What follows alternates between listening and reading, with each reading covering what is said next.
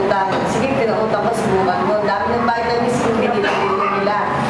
Eh ngayon, naano na yung bata, gumanda, nawala po yung hingal, wala yung ubo, wala kasang resistensya. Ito, yung inano niya, ito lang ang ininom.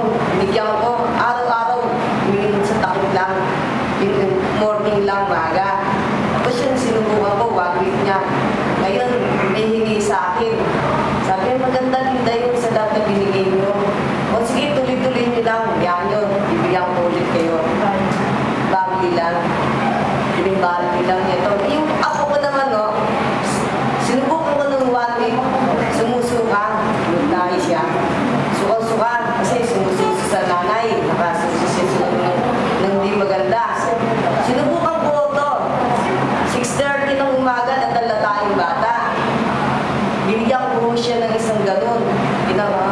Pinainom ko. Mga alas 10, nakatulog ng konti. Mamaya-maya ako, naglalapit na. Ito hanggang ngayon, pinainom ko na sa ako ko. Ako rin umiinom. Ito, malakas ako. Nawala yung high blood ko. Tsaka yung pananakit ng tiyan ko. Nawala rin mo. Hindi ako matunawan. Ito lang po nakakaganda sa akin. Hindi na ako umiinom ng ibang gamot. Kundi itong green body lang. Malaking tulong sa lahat. Pati kapatid ko, pinatay ko.